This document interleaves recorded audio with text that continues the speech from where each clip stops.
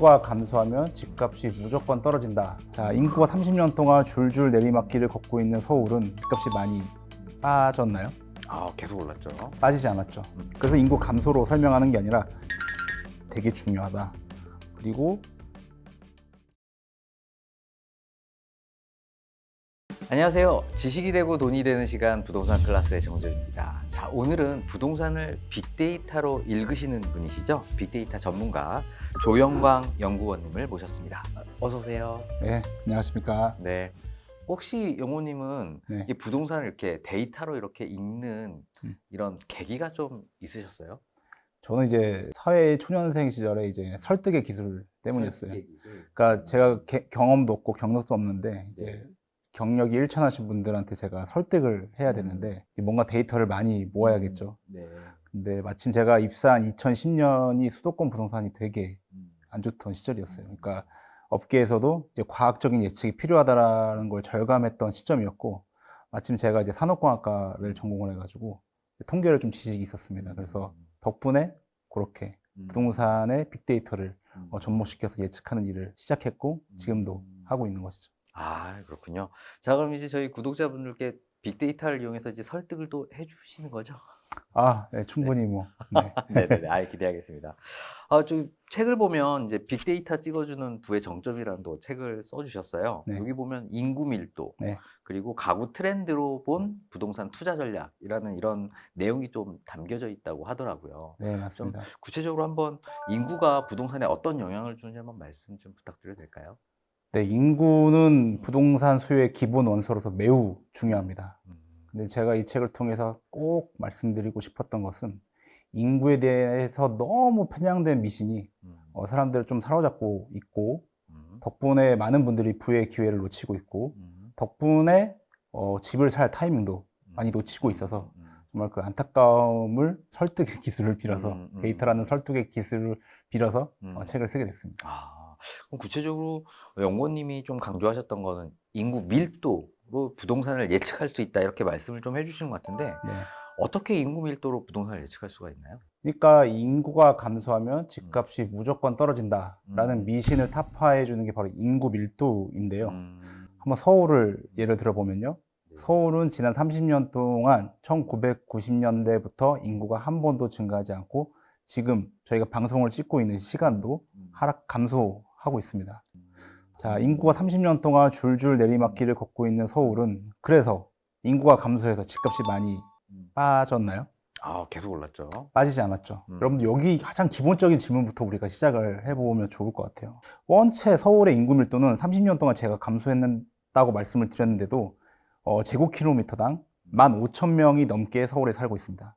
감이 안 오실 것 같은데 전국의 평균 인구 밀도가 제곱킬로미터당 500명입니다. 감이 오세요? 인구가 30년 동안 감소했어도 30배 정도. 서울은 공급할 수 있는 여력이 별로 없는데 사람들이 많이 몰려 살고 있다. 이렇게 이해를 하시면 될 것 같아요. 또 인구 밀도는 잘 안 변합니다. 그래서 30년 동안 감소해서 여전히 10,000명이 넘는다. 그래서 인구 감소로 설명하는 게 아니라 인구 밀도가 되게 중요하다. 그리고 한번 생각을 해보세요. 인구 감소 시대에 인구가 없어진다는 시대에 사람들은 어떻게 행동할까요? 오히려 더 사람이 있는 곳으로 모일 것 같아요. 그건 너무나 당연한 것입니다. 그럼 부동산도 똑같죠. 수요가 몰리는 곳에 집값이 오르겠죠. 인구가 감소한다는 공포가 확산될수록 사람들은 결국 인구 밀도가 높은 데로 가게 되는 건 너무나 당연한 이야기입니다. 그래서 우리가 이런 기본적인 이야기를 화두를 던지는 것이 정말 그 절절한 마음에 책을 쓴 거고, 그래서 정말 인구 밀도가 매우 중요하다. 특히 장기적인 집값 상승 여력에 있어서 매우 중요하다. 그럴 수 있는 것이죠. 자, 그럼 전국에서 인구 밀도가 좀 높은 곳으로 좀 대표적인 것이 좀 어디가 좀 있나요? 네, 그래서 15,000명이 유일하게 10,000명이 유일하게 넘는 곳이 바로 서울이고요. 그 다음이 경기도가 아니고 부산입니다. 부산이요? 부산이 제2의 도시니까. 네, 제곱킬로미터당 4,000명. 경기도가 그 다음인데요. 경기도고 수도권 사람 많이 살지 않나라고 했지만 경기도는 저기 경기 북부에 엄청나게 땅이 많은 도시들이 있어요. 양평군, 가평군 이런 곳들이 포함되기 때문에 인구 밀도가 낮게 나타나는 것이죠. 그래서 제가 항상 첫 번째 책, 두 번째 책에서 피력했던 것은 시도별로 보기보다는 시군구별로. 경기도도 수원시, 안양시도 높겠죠. 이렇게 볼 필요도 있는 것이다. 더 작게. 네, 시군구 단위로. 네. 네. 그럼 시군구별로 봤을 때 조금 우리가 대표적으로 좀 많이 네. 몰려 있는 곳, 뭐 어디가 있을까요? 서울이 이제 인구 밀도가 15,000명이라고 했는데, 음. 인구 밀도가 높은 서울에서도 가장 높은, 즉 2만 명이 넘는 도시가 네. 양천구, 동대문구, 동작구, 양동동, 뭐 이렇게 양동동. 외워두시면 돼요. 네. 이런 지역들은 또 하필 뭐예요? 양천구에 뭐가 진행 중이냐면 목동 재건축, 그리고 동작구는 이문휘경 뉴타운, 그 동작구는 노량진 뉴타운이 지금 가고 있어요. 안 그래도 사람이 몰려 사는데 이런 곳들에 이제 움직임이 있다.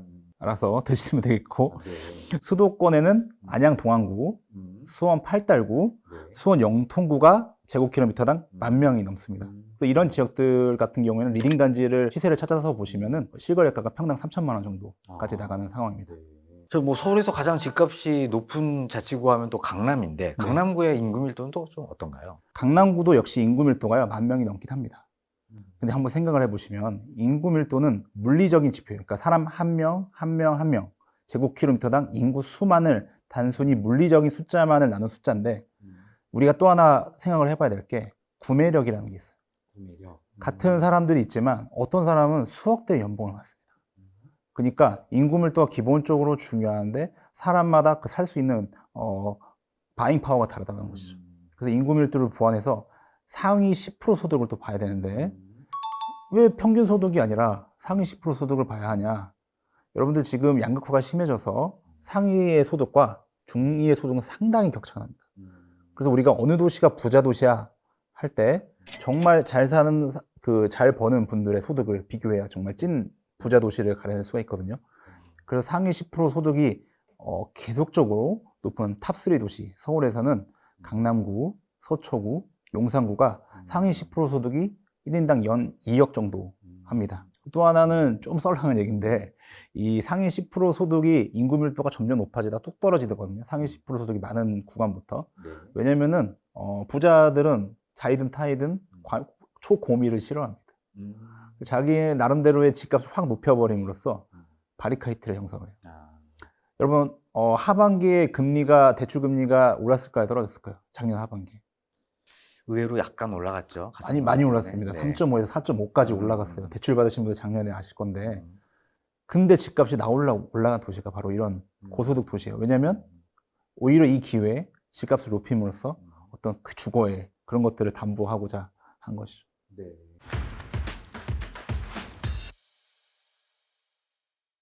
요즘에 또 1인 가구가 또 많이 늘어나고 있는데요. 이런 상황이 좀 지속되면 뭐 오피스텔이나 아파트 같은 소형 평형이 좀 수요가 좀 더 늘 거다, 이렇게 좀 봐도 되는 건가요? 이렇게 보시면 돼요. 인구 감소 미신 아까 말씀드렸고, 인구 밀도를 봐야 된다. 음. 또 하나는 가구 미신이 있는데 1인 가구 미신이에요. 여러분, 1인 가구가 대세다. 이 담론은 언제부터 생겨났을까요? 2020년 전부터 생겨났어요. 근데 이게 흥분을 시킨 거예요, 사람들이. 야, 그때는 상상을 못했죠. 2000년 초반에는 1인 가구가 대세래.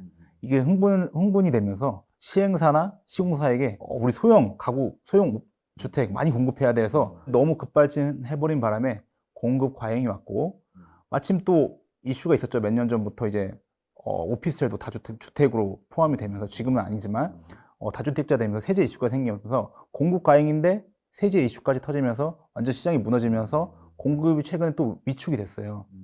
하지만 너무 지난 10년 동안 공급 과잉이 있었던지라 지금 공급이 위축되었다지만 한 2년, 3년 후에 정도 좀 더 기다려야 시장이 회복될 것 같다. 볼 수 있겠습니다. 네, 오피스텔, 1인용 오피스텔은 조금 더 시간이 네. 필요하다라는 말씀이시죠. 자, 고령화 시대도 또 하나의 축일 것 같은데, 이런 고령화가 부동산에 미치는 영향은 또 어떻게 될 거면 또 우리가 어떤 지표를 좀 살펴봐야 될까요? 그런 거 고령화를 이제 논할 때 현재의 시니어는 과거의 시니어보다 부유하고 건강하고 학력 수준이 높은, 잘 아시면 액티브 시니어라는 것을 좀 기본적으로 머리에 탑재하고, 뭐 이 단어는 사실은 이제 많이 알고 계시죠. 근데 또 하나 많이 알고 계실 것 같은데, 이 액티브 시니어에게 어디서 살고 싶으시냐라고 물어봤을 때 수많은 논문과 설문과 외국에서의 설문을 다 종합을 해봐도 동일하게 AIP라고 Aging in Place, 그러니까 내가 젊었을 때 거주한 곳에서 계속 살고 싶다. 양로 가서 살기 쉽지 않다라고 얘기를 하셨어요. 그거는 바로 액티브 시니어의 어떤 그런 배경이 반영이 되는 것이죠. 그럼 어떻게 되냐면 시니어들이 도심 거주 현상이 계속될 것이고요. 특히 이제 이분들의 5, 60대의 순이동 데이터를 분석을 해보면 보통 서울에 같은 경우에는 대학병원 있는 곳으로 이주세가 활발합니다. 예를 들면 이제 서대문구나 성북구나 종로구 이렇게 대학병원이 있으면서 또 대학병원이 있다는 건 옆에 대학가가 있고 또 활력이 있다는 것이고 도심에 있다는 것이기 때문에 이런 부분들이 계속적으로 큰 트렌드로 갈 것으로 예상이 됩니다. 그럼 이제 저출산, 고령화 이외에도 어떤 주거의 트렌드를 좀 움직일 만한 이런 수요들은 또 다른 게 좀 더 있을까요? 또 하나도 이제 책에서 제가 눈에 띄게 나타나는 지표는 바로 여성 1인 가구, 크게 비혼과 졸혼 수요입니다. 비혼은 뭐냐면 이 전문직 고소득 여성들의 비혼의 어떤 그런 것들이 강한데 이분들은 보통 이제 호텔급 컨시어지 서비스를 받을 수 있는 고급 레지던스의 수요에 어떤 틈새 시장을 지금 견고하게 형성하고 있다. 또 하나 졸혼 수요 같은 경우에는 50, 60대 여성 1인 가구들이 주거지 이전 패턴을 보면은 수도권 근교, 그러니까 도로교통망, 1순환도로, 2순환도로가 있죠. 그런 곳이 있는 양평이나 가평 쪽으로 이동을 하고 있는 것이 포착되고 있습니다. 자, 그럼 뭐 이제 인구 감소, 뭐 저출산, 고령화 이런 시대 속에서 우리가 좀 살고 있잖아요. 네. 우리가 가져가야 할 어떤 부동산 투자 전략 뭐 이런 네. 게 좀 있을까요? 네, 뭐 심플합니다. 계속 말씀드리지만 솔림의 법칙이에요. 자, 이 공식을 좀 기본적으로 머리에 탑재해 두시고 하면은 저기는 왜 떨어지는데 저기는 왜 올릴까가 이해가 가시는데 여러분 저 성장은요 솔림을 약이에요. 제가 말씀드렸죠. 성장이 막 여기저기 되면은 솔림이 안 돼요. 솔림은 뭐예요? 양극화를 의미하는 거예요. 이거는 앞으로 우리나라 GDP 성장률이 막 증가하지 않는 한 사실 이 트렌드는 계속될 거예요. 그럼 이 상황에서 우리는 쏠리는 지역들, 수요에 쏠림이 있는 지역들을 기본적으로 바라보면 실패가 거의 없을 것이고 혹은 그런 지역들은 이미 비싼 지역들도 있을 텐데 그런 지역의 인근 지역도 이 부동산은 주식과 달라서 입지적인 어떤 연계성이 있기 때문에 후광 효과가 있거든요. 그 인근 지역까지도 우리가 바라볼 수 있는 것이죠.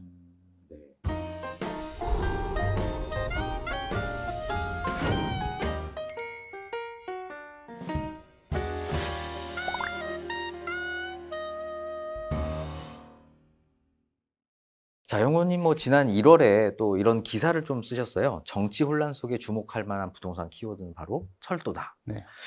지금 어떤 내용인지 한번 또 말씀을 좀 부탁드려볼게요. 이제 정치, 사실은 이 부동산이 정책의 한가운데로 들어온 지는 꽤 됐습니다.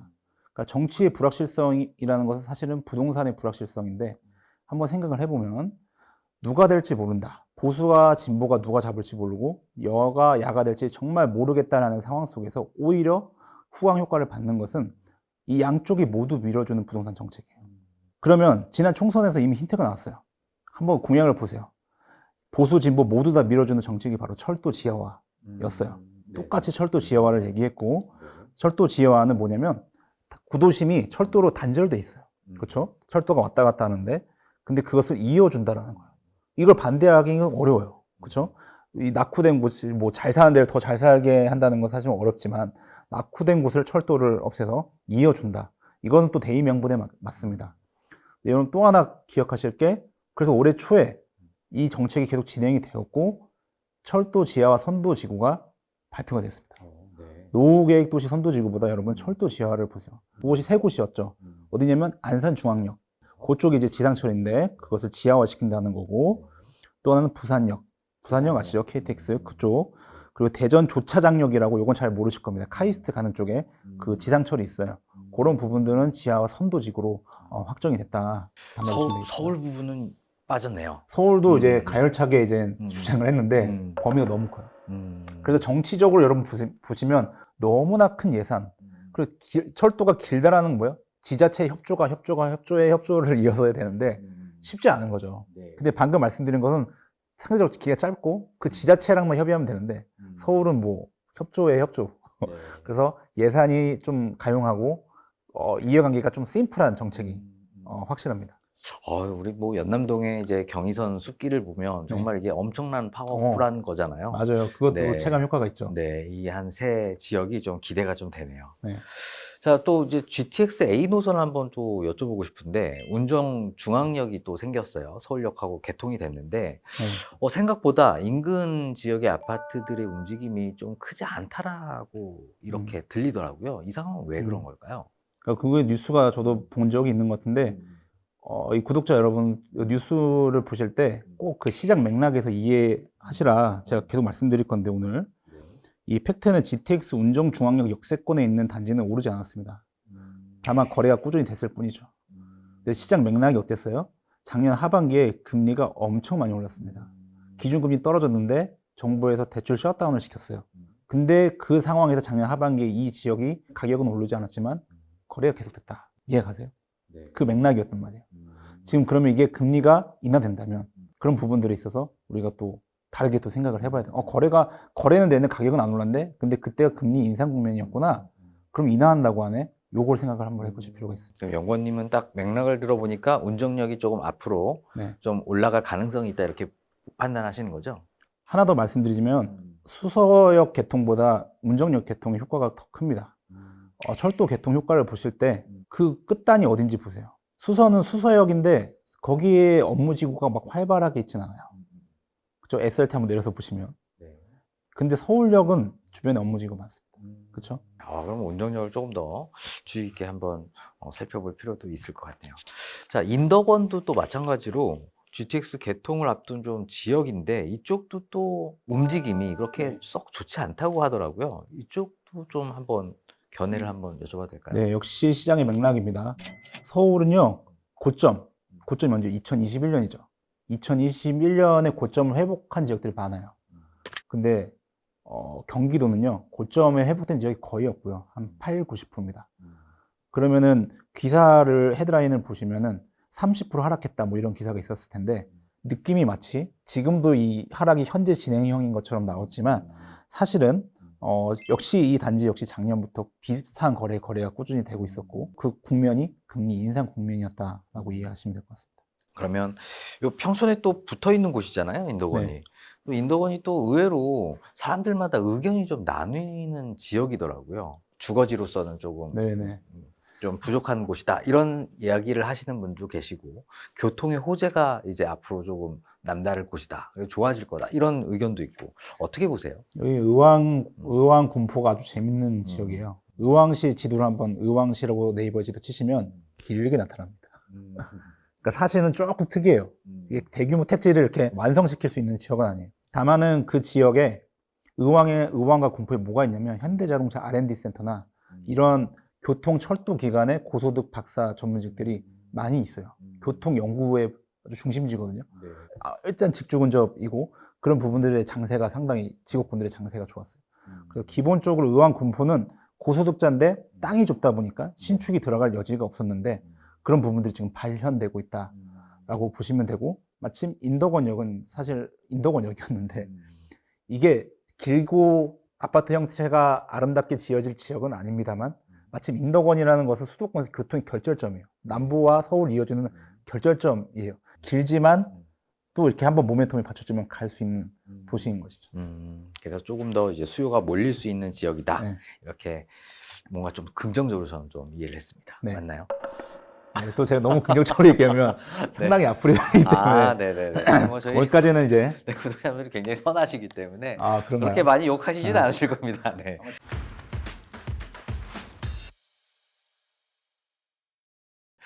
자, 그럼 뭐 GTX 개통 뭐 예정 지역 중에서 인구 유입과 관련된 추세를 좀 입을 만한 지역이 또 혹시 있을까요? GTX 음. 뭐 어떻게 될지 모르겠지만 또 무슨 선거가 펼쳐진다라고 하면 이제 GTX 풍년이 또 될 거예요. 또 내가 또 어떤 후보가 또 그리고 또 막 그릴 거란 말이죠. 그런데 이제 작년 통계를 보면 놀랍습니다. 인구 감소 속에도 인구 순유입이 10,000명에서 20,000명까지 된 도시가 있어요. 그 지역들이 양주역, 동탄역, 네. 파주 운정역. 아. 이 파주, 그러니까 양주, 화성, 파주인데 네. 이 지역들이 다 GTX가 있는 도시예요. 음. 지역도 넓어요. 옥정 신도시 넓죠. 동탄 이 신도시 가보신 분들은 넓어요, 거기가. 그러니까 거기에 사람들이 많다는 것은 갈아타기 수요가 촘촘하다는 거예요. 그러니까 인구가 없으면 중급지, 상급지 끝. 근데 인구가 많고 신도시가 넓을수록 하급지, 중급지, 중상급지, 상급지 이렇게 수요가 탄탄하다는 거예요. 그러니까 갭이 넓으면 하락기에 빵빵 내려가요. 근데 갭이 촘촘하면은 그걸 또 받아줄 사람이 있고 그걸 또 받아줄 사람이 있다는 거죠. 그래서 이런 지역들 확실히 뭐 직주 근접 때문에 GTX를 선호하긴 하겠습니다만 이런 부분들이 사람들을 끌어모으고 있다 보시면 되겠습니다. 그럼 연구원님이 보시기에 이 세 가지 네. 양주 옥정 신도시, 동탄 이 신도시, 파주 운정 신도시 세 개의 부동산 상승의 시작은 어디서부터 시작되나요? 여기서 일단은 네. 경기 북부와 남부로 좀 가르면 돼요. 그럼 기존의 경기도의 주거지라고 하면 사실은 경기 남부입니다. 왜냐면 거기에 일자리가 있고 주거지가 있기 때문에 역시 화성에서 시그널이 화성에서도 지금 메인이 동탄에서 시그널이 동탄에서 또 어디예요? 시범단지. 시범단지는 뭐예요? 꼭 LH에서 성공시켜야 되는 택지 알짜 땅을 의미하고 그러니까 GTX가 어디 있어요? 시범단지에 있겠죠. 네, 거기서부터 반응이 오겠죠. 그럼 결국에는 동탄에서 먼저 시작이 될 거다. 네. 자, 영호님, 그 한국은행이 올해 이제 세 번째 기준금리 인하를 단행을 했는데요. 네. 빅데이터 분석을 좀 해보시면 이런 기준금리 인하가 부동산 시장에 어떤 영향을 좀 미치나요? 그러니까 역사적으로 봤을 때 가장 무서운 금리 인하는 급격한 금리 인하예요. 아, 사람들 금리를 천천히 내리는데 빨리 내린다는 것은 뭔가 경제에 심각한 위급 상황이 생겼다는 증거로 보시면 되고요. 2008년에 그랬습니다. 2008년에 리먼 브러스 터지고 우리나라 한국은행의 금리가 그때 5%였는데요. 수개월 만에 2%로 떨어집니다. 그래서 상당히 그 위기가 왔음을 증명을 했고 부동산이 무너졌죠, 우리나라도. 그 이후로 어땠습니까? 계속 저성장 기조가 이어지면서 저금리. 그리고 코로나19가 떨어지면서 안 그래도 저금리였는데 더 저금리. 근데 파월 의장이 판을 다 뒤집었죠. 쫙 급하게 올리면서 시장을 다 무너뜨렸죠. 부동산 시장을. 우리나라까지. 그랬습니다. 어쨌든 인상이든 인하든 속도가 문제인 거예요. 급격한 인하, 급격한 인상은 상당히 시장이 좋지 않다라고 보시면 되고 상식적으로 금리 인하는 당연히 부동산 시장에 영향을 줍니다만 서서히 인하가 가장 좋은 시나리오를 우리가 상상할 수 있겠죠. 자, 그럼 이번엔 또 전세가율 한번 여쭤볼게요. 3년 만에 이제 최고치를 이제 경신했다고 해요. 전세가율도 또 어떻게 보면 부동산 시장을 보는 하나의 지표일 텐데 전세가율 상승을 연구원님은 어떻게 좀 해석하시나요?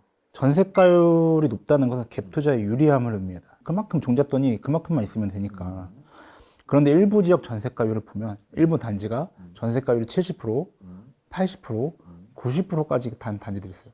그럼 한번 생각을 해보세요. 전세가율이 왜 올라가냐면 그런 지역들이 매매가는 멈춰 있는데 전세가만 올라가는 경우도 있거든요. 전세가율이 80%, 90%까지 간다는 건 매매가가 고정되어 있는데 전세가만 올라간다. 이게 무슨 말이냐면 나 여기는 매매 안 해.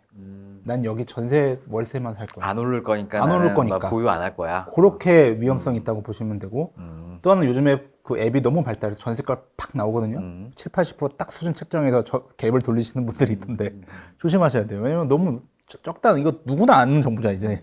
야 여기 갭이 20%면 된대. 그럼 거기에 또 투기 수요가 더 몰릴 수가 있단 말이에요. 가수요가.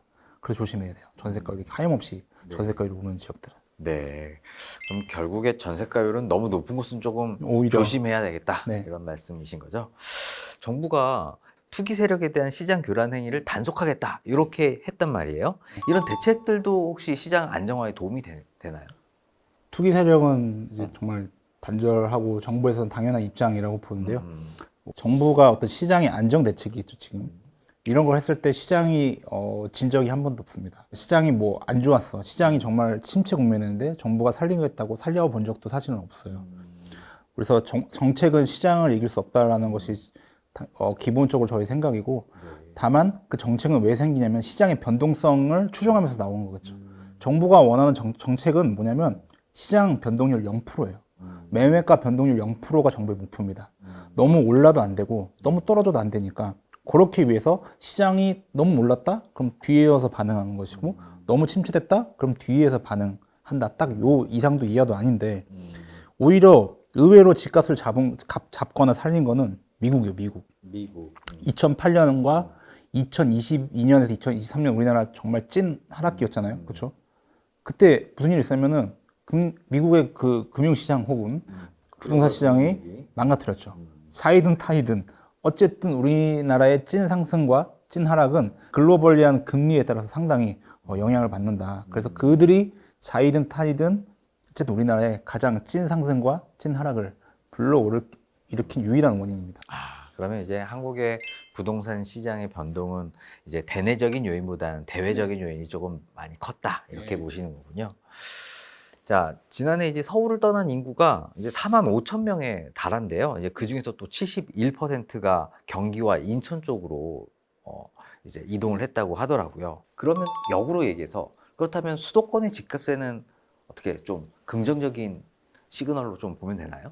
네, 이 기사는 정말 강추하는 기사고, 이동의 별 5개 치시면 돼요. 이동, 인구 이동 나왔다? 이거는 꼭 유심히 보셔야 돼요. 가장 집값에 영향을 미치는 게 이동. 역사적으로 제가 아까 서울에서 30년 동안 인구가 쭉 빠져나갔다고 말씀을 드렸어요. 항상 그랬어요. 항상 서울은 인구가 빠져나오고, 그걸 누가 받아줬냐면 인천, 경기에서 받아주는 것은 사실 상당히 오래된 그냥 공식 같은 겁니다. 근데 우리가 유심 있게 봐야 될 것은 어느 순간에는 많이 빠져나가요. 그러니까 원래 빠져나가는데 많이 빠져나가는 순간이 있어요. 그럼 어디로 많이 들어가요? 인천, 경기로 많이 들어가요. 이게 집값이 움직이는 모멘트. 집값에 어떤 근원적인 변동이 왔다라는 것이죠. 그래서 이동의 그런 출렁임이 크다? 집값 움직인다. 이렇게 보시면 되겠습니다.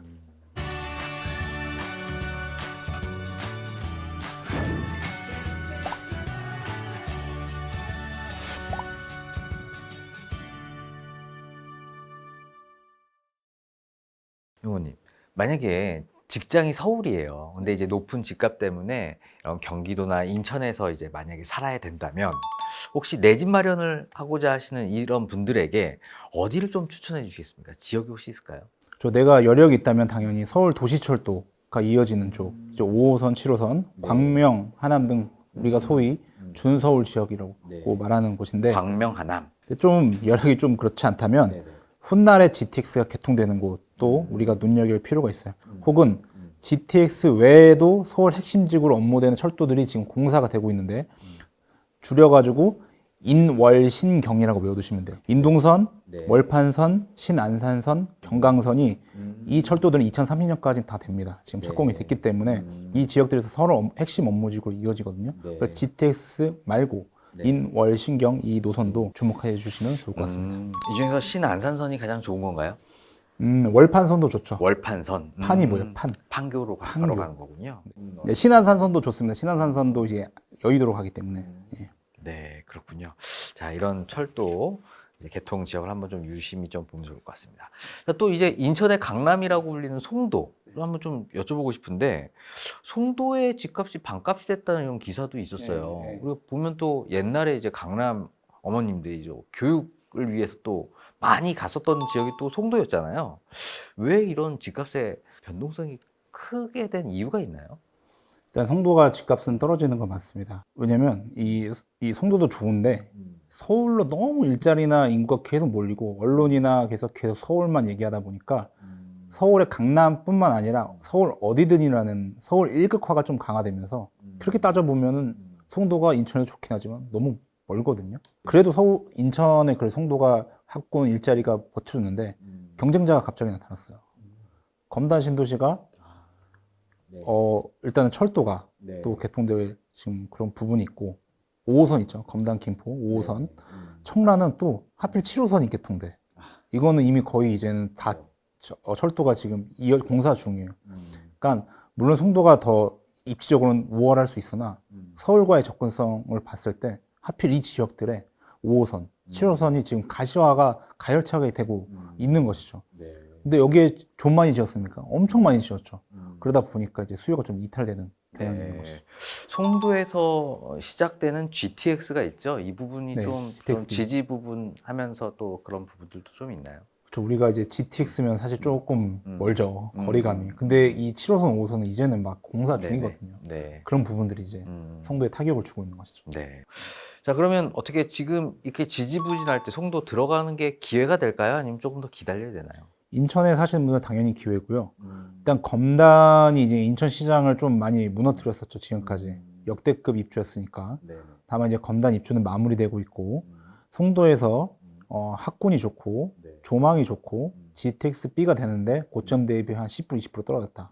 당연히 정말 관심을 가질 필요가 있습니다. 또 대치동에 이제 대장 아파트죠. 레미안 대치플레리스. 이미 뭐 9평 기준으로 84, 33평, 34평짜리가 이제 평당 1억 원이 넘는 40억 원대의 거래가 최근에 됐어요.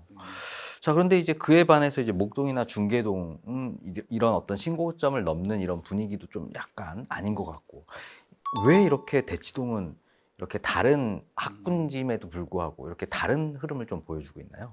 학력 인구가 감소하면은 강한 자만 살아남는 거죠. 그렇죠? 수요가 여기저기 아이를 많이 낳으면 기존의 학군들도 새로 생겨날 수도 있는데 수요가 감소하기 때문에 강한 자, 탑티어만 살아남는 건데 노원구 중계동의 하락은 사실은 단순히 수요 감소는 아니고 신축이 입지라는 트렌드와 연결이 돼 있어요. 그러니까 이런 거예요.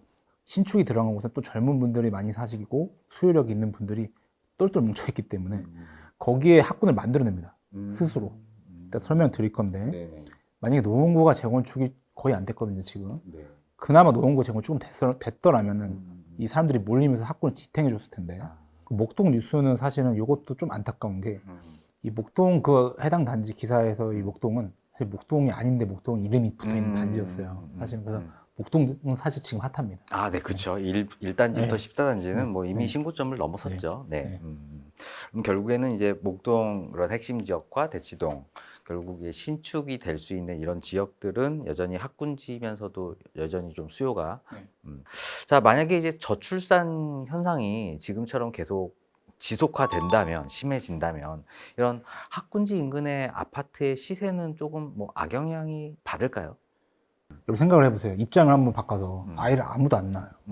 근데 나는 아이를 낳았어요. 그 와중에. 그럼 이 아이를 어떻게 키우고 싶겠어요? 애지중지 소중하게 키우고 그렇죠. 싶죠. 그러면 그 지역들 찾아가겠죠, 당연히. 그리고 그 부분들도 이제 아이가 너무 없으면 가격을 맞춰줄 수도 있겠죠.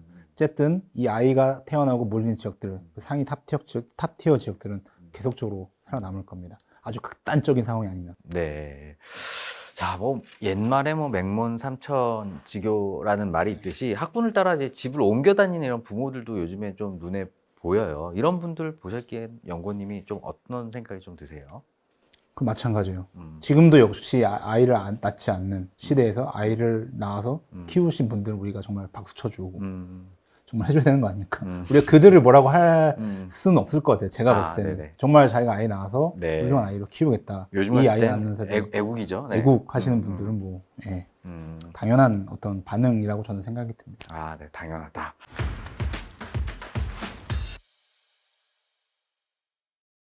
자, 그럼 이제 학군이 좋은 지역을 이렇게 판단하는 조건이 뭐가 있을까요? 뭐 지표가 좀 있나요? 학군은 기본적으로 이 사이트를 꼭 머리에 두시면 좋은데 네이버에 학구도라는 학구도. 네, 학구도라는 사이트 네. 꼭 뭐 아이를 초등학교나 중학교 보내보시면 돼요. 학구도라는 사이트 가시면 어디 아파트 살면 어디 학교를 가더라 이게 다 나옵니다. 네네. 학구- 이거 저희 KB 부동산에도 이런 있습니다. 예, 네, 있습니다. 제가 확인했습니다. KB로 보셔도 됩니다. 학구도에 있습니다. 그래서 어디 학교가 할 수 있고 무슨 뭐 학교에 대한 어떤 스펙이죠. 뭐 몇 명 있고 이런 것까지 다 링크가 돼 있기 때문에 학구도 사이트 기본적으로 스크린을 해주시는 게 필요하고 이 중학교는 또 학업 성취도 그리고 특목고 진학률 이 두 가지로 보통 보거든요. 중학교가 제일 중요하죠. 왜냐면은 중학교는 이제 근거리로 배정이 되거든요. 그러니까 압구정 아파트도 같은 아파트인데 어디 동에 사느냐에 따라서 압구정 중학교를 가느냐 못 가느냐 갈려요. 민감하겠죠. 그러니까 중학교는 하여튼 집값이라 민감합니다. 초등학교는 고학년으로 갈수록 점점 학생 수가 많아지는 곳이 좋아요. 네. 이런 거예요. 이제 중학교를 좋은 데 보내야 돼. 근데 조금 더 빨라요. 그러니까 미리 이제 5, 6학년 미리 이제 5, 이사 6학년 때 가는. 이사 가는 지역들. 근데 어느 학교는 5, 6학년에 갈수록 아이가 줄어든다. 그렇게 보시면 될 것 같습니다. 자, 혹시 뭐 서울과 수도권에 좀 새롭게 떠오르는 미래 유망 학군지가 좀 있나요?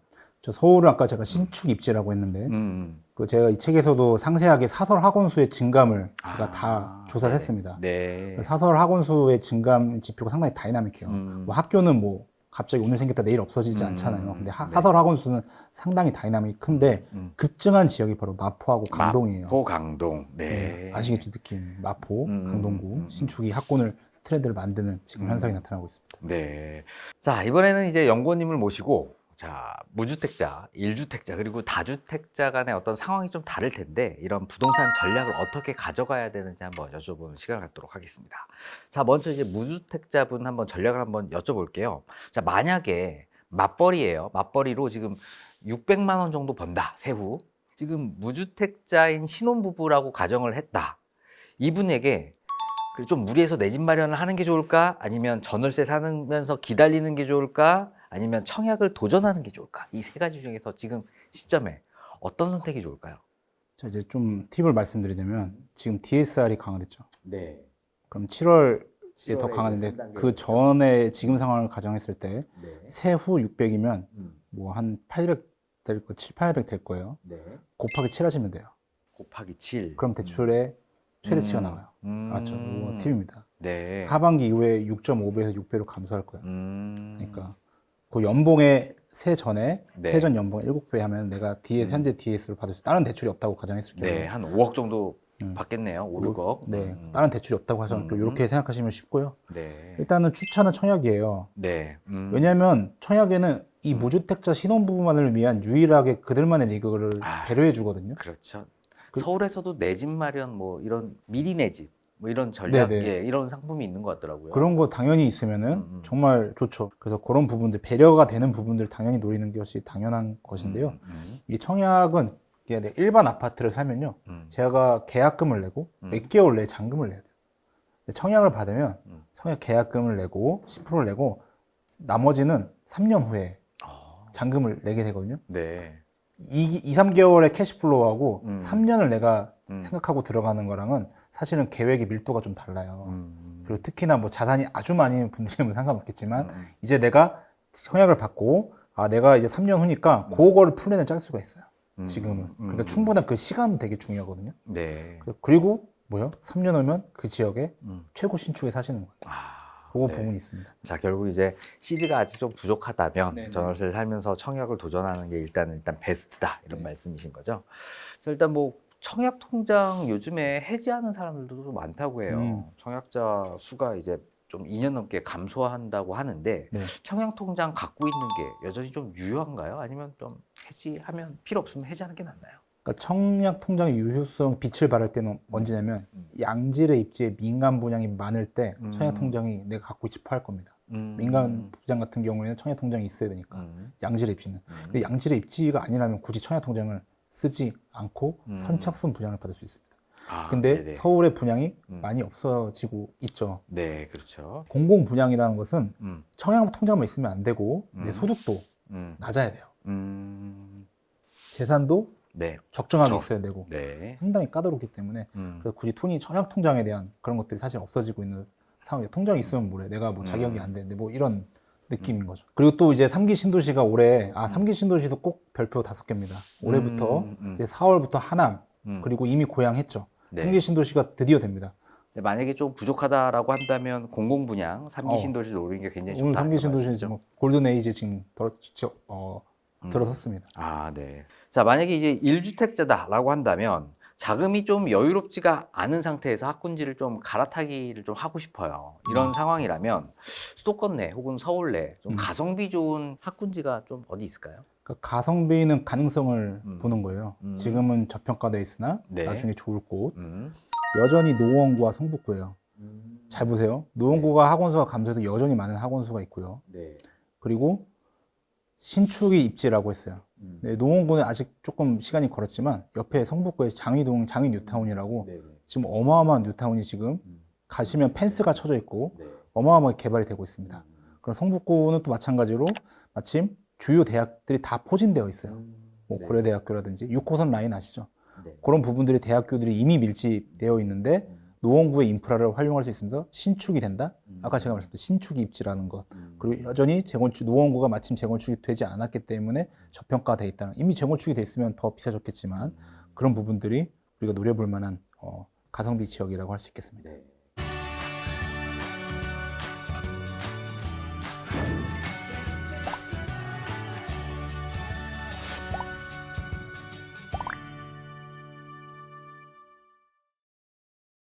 우리가 좀 공부를 위해서 다주택자다라고 한다면 똘똘한 한 채와 좀 비교적 덜 똘똘한 여러 채를 좀 고민을 하고 있다라고 한다면 어떤 선택이 좀 좋은 건가요? 그러니까 다다익선보다는 이게 고고익선이에요. 고고익선. 정부에서는 앞으로 어느 정부가 들어서든 실수요자 위주로 할 거예요. 내가 갈아타기를 하려면 일시적 2주택자라고 되거든요. 네. 그것도 봐주거든요. 여러분, 당신이 실수요라고 하면은 더 높은 데로 갈 때 내가 일시적 2주택자 괜찮다라는 거죠. 그리고 다주택이라는 건 뭐예요? 여러 지역이 내가 좋다고 판단하는 거예요. 이 지역도 좋고 이 지역도 좋은 것 같아. 근데 제가 말씀드렸다시피 모두 저성장의 시대예요.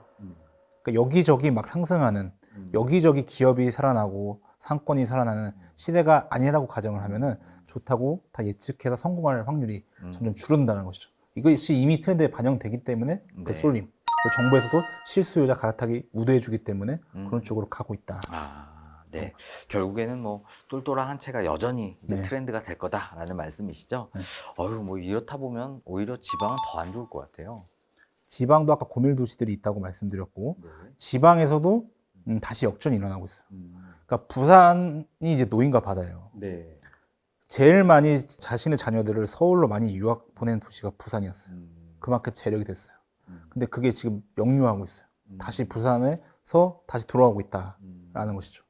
그런 건 하나 좀 썰렁한 얘기지만 격차가 너무 커지기 때문에 다시 그냥 부산에서 집값이 많이 또 착해졌기 때문에 그런 부분들이 유턴을 하고 있기 때문에 지방에서도 여전히 좋은 곳들. 부산은 뭐예요? 해수동. 이런 지역들은 또 강하게 받쳐주는 그런 지역들. 그리고 광역시 지역들.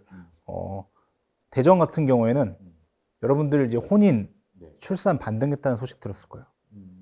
서울이 한 10% 정도 증가했거든요. 혼인율이. 대전은 혼인율이 50% 증가했어요. 이해가세요? 혼인율.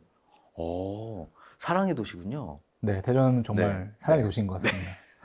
왜 증가했냐면은 대전에서 작년부터 결혼하면은 250만 원, 250만 원 줬어요. 정말요? 양쪽으로? 예, 뭐 정책적인 단기적인 효과라고 할 수 있지만 거기서 일단 혼인이 많이 증가했다. 영명이 아니잖아요. 지방에 빵명이 사는 게 아니라 살고 계신 분들인데 거기서 몰리는 지역들은 또 강하게 올라가는 수요가 있는 것이죠. 네. 자, 만약에 서울 내에 이제 재건축을 좀 노린다. 그래서 구축 아파트를 좀 매입을 하겠다라고 한다면 주목해볼 요것만 이런 지역이 보시면 있나요? 돼요. 그러니까 여러 까다로운 기준보다는 일단은 재건축이 될 만한 단지들. 지금 시공사들이 어렵습니다. 부도가 계속 나고 있죠. 자금난이 네. 계속 나고 있습니다. 네. 이 위기죠. 근데 거기서 우리가 볼 수 있는 기회는 뭐예요? 야, 이렇게 시공사가 어려운데 어느 재건축 단지는 시공사들이 수주를 하려고 안달복달이네. 뭐요? 간다라는 거죠. 그렇죠? 네, 판단을 거듭해서 했을 거니까 이 신문을 통해서 확인할 수 있는데 좀 더 쉽게 그냥 길 가다 볼 수 있는 데이터로는 여러분 이제 설날은 지났고 설날은 혹시 추석 때, 명절 때 가보시면 어느 단지는 막 시공사에서 맞아요. 행복한 한가위를 플랜카드를 그냥, 플랜카드를 예. 6군데, 7군데 붙여놓은 데가 있어요. 네네. 오는 곳은 또 없고. 없고 그런 붙어 있는 붙어 있는 단지는 뭐예요? 이제 전쟁이 시작됐구나. 그래서 시공사가 선정된 단지 핫한 곳이 바로 뭐예요? 강동구의 명일동 핫하고 송파의 문정동 가락동이 지금 상당히 시공사에 거의 지금 전쟁이 일어나고 있는 지역들이다 보시면 됩니다.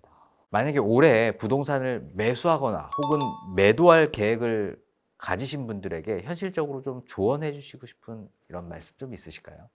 매수는 결국에 수도권 금리죠. 금리가 지금 4%에서 3% 후반까지 지금 왔다 갔다 하고 있습니다. 근데 3% 후반대가 이제 대세야. 막 보면은 다 3.7, 3.8이야. 4대는 없어졌어. 그러면 그때 움직이는 시점이에요. 그렇죠? 그때 왜냐면 작년에 거래량이 움직였거든요. 근데 4%로 넘겨버리니까 거래량이 멈췄죠. 그런 패턴이 확연하게 나타나고 있고 매도할 경우에는 이제 버블의 시그널이 잡힐 때죠. 그렇죠?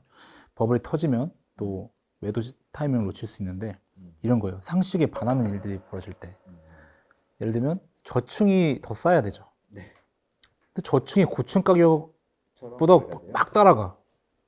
혹은 막 비싸.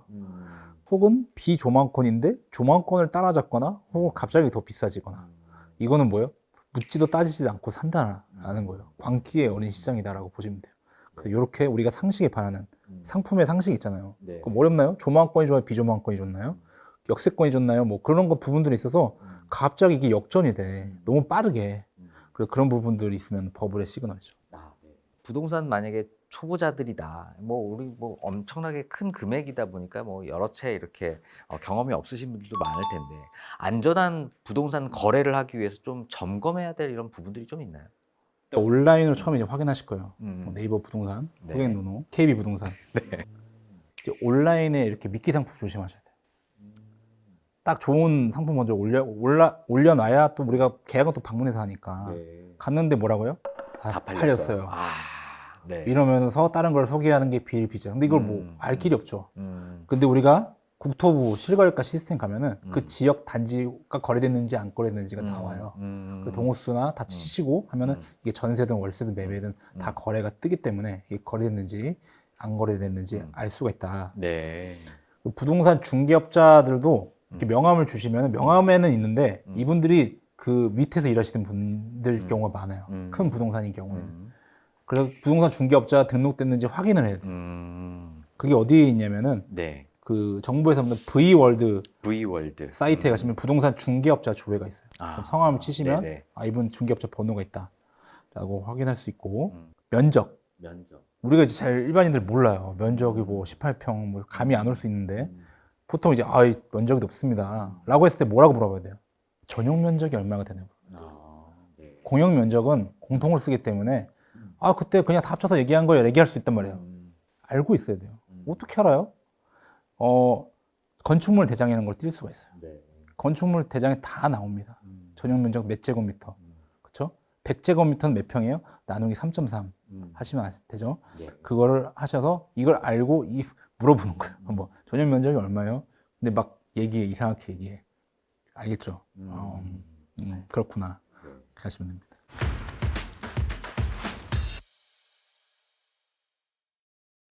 자, 이제 또 우리 구독자분들 중에서 부동산 공부를 또 하고 싶으신 분도 계실 거예요. 네. 뭐 매일 부동산 뉴스 읽으시는 분도 있고 임장 다니시는 분도 있고 부동산 시장을 이렇게 볼 수 있는 눈을 기르기 위해서 연구원님이 혹시 추천해 주실 만한 어떤 공부법 이렇게 좀 있나요? 훈련법? 첫째, 뉴스는 제끼십시오. 아, 그런가요? 네, 뉴스는 상당히 편향되고 그런 거기 때문에 뉴스를 제끼고 네. 국토부 정책 자료는 꼼꼼히 보세요. 아, 보도자료. 네. 거기에 나오는 단어들을 딱 보시면 현타가 올 거예요. 음. 무슨 말인지 하나도 모르겠네. 여기서부터 시작해야 돼요. 아, 네네네. 이게 무슨 말이야? 음. 뭐 전용률, 뭐 조합원, 뭐 이런 개념부터 거기에 보면은 다 몰라요. 근데 그걸 하나하나 읽어가시면 정책이 이런 방향으로 가고 있구나. 근데 어떤 사람이 정책은 후행한다고 그랬어. 이 정책 보니까 정책을 살리는 정책이네. 시장이 안 좋다는 소리구나. 정책을 지금 보니까 누르고 있는 거네. 아, 시장이 좋다는 소리구나. 이렇게 해석하시면 되고 이거는 뭐 거의 틀림이 없고 그 다음에 임장 경우에는 밤에도 꼭 가보셔야 돼요. 밤에. 네. 자, 역세권입니다. 역세권 오피스텔입니다. 낮에 딱 봤죠? 역세권 확인하죠? 밤에 한번 가보세요. 네온 사인 때문에 잠을 못 자는 지역들이 있어요. 상업지역 같은 경우. 네. 그래서 꼭 밤에. 낮에 걸을 때는 괜찮은데 밤이 되니까 뭔가 어색해. 활락가. 아니, 아무것도 없는 지역도 무섭죠. 네네. 그런 지역들은 밤에. 음. 낮에는 웬만하면 다 커버가 되는데 음. 물론 낮에도 무서운 지역이 있습니다만 네, 네. 밤에 가봐라. 음. 또 온라인 지도를 켜봤는데 네. 안 나와. 옆에 뭐가 안 나온 지역도 있어요. 네네. 그게 뭘까요? 군사시설 지역? 군사시설, 혐오시설 이런 거 안 나옵니다. 그러니까 꼭 그런데 이거 뭐지? 그럼 느낌이 쎄한 거예요. 한번 가보시면 됩니다. 네. 연구원님 뭐 내 집 마련을 만약에 해야 된다고 할 때 꼭 이런 아파트, 이런 지역은 좀 피해라 이런 게 혹시 있나요? 민도가 되게 요즘에 중요해요. 앞으로 갈수록 중요해질 거예요. 민도. 민도가 뭐죠? 살고 있는 사람들의 어떤 네. 삶의 품격, 수준을 의미해요. 네, 주위 사람들의. 네. 네. 뭐 층간 소음 나는데 뭐 살해했다, 뭐 이런 뉴스도 있잖아요. 네네. 싸우고 공용시설 커뮤니티 하는 데 한번 가보시면 규칙이 명료하고 누구나 동등하게 관리비를 부과하고 깨끗하게 유지가 되는 아파트가 있는 반면에 그런 것도 없고 떨어지고 뭐 그런 부분들이 있어요. 공용시설이 잘 관리되고 있느냐 이런 부분들은 그 삶의 거주민들의 삶의 품격을 나타내는 거기 때문에 이런 부분들 또 뭐 KB 부동산 같은데 막 물어보는 질문들이 있을 거예요. 여기 아파트 네네. 어때요? 근데 어떤 단지는 별로 이렇게 무조건 좋아요. 뭐 이런 거 있어요. 네네. 뭐 이런 거 말고 정말 차분하게 알려주는 단지가 있어요. 꼼꼼하게. 이 단지는 이건 안 좋고요. 이건 좋고 뭐 이런 부분들이 상세하게 설명해 주시는 분들 입주민들이 계시거든요. 그러니까 이런 분들이 있는 단지들이 사실은 민도가 좋다라고 볼 수 민도. 있습니다. 아, 저 오늘 또 새로운 단어를 하나 배웠습니다. 네. 거주민의 품격이다. 자, 마지막으로 이제 저희 구독자분들께 부동산 공부는 좀 하고 싶은데 어떤 접근을 좀 해야 될지 모르겠다 이렇게 생각하시는 분께 혹시 좋은 말씀 한번 좀 부탁드릴게요. 네, 이제 부동산도 영역이 많은데 임장이나 세법은 매뉴얼이 돼 있어요. 그래서 정말 열심히 공부하면 짧게도 공부할 수 있어요. 네. 근데 제일 중요한 건 저는 집값이 오르냐 떨어지냐 것 같아요. 실수요자든 투자자든 뭐 집값이 오르냐 떨어지냐는 사실은 엄청 중요한 건데 이게 쉽지가 않고 생물처럼 시장이 계속 움직입니다. 네. 그러면은 나만의 어떤 볼 수 있는 데이터 문해력이 있어요.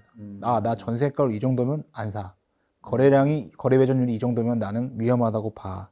미분양이 이 정도 증가하면 얼죽신이라고 해도 나는 안 살 거야 라는 여러분만의 기준이 있어야 된다는 거예요. 지금 다행히도 뭐 KB 부동산 같은 좋은 프로테크에서 많은 지표들을 쏟아내서 뱉어주고 깔끔하게 정리해서 주고 있습니다.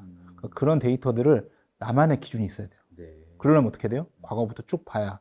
그게 얼마 안 걸리는데 다만 매일매일 그 시간들을 할애해서 꼭 지켜보는 습관을 기르시는 것 자체가 사실은 어떤 부의 지름길이고 어떤 집값을 내가 집을 살 타이밍을 잡는 가장 좋은 안전한 방법이라 싶습니다. 네.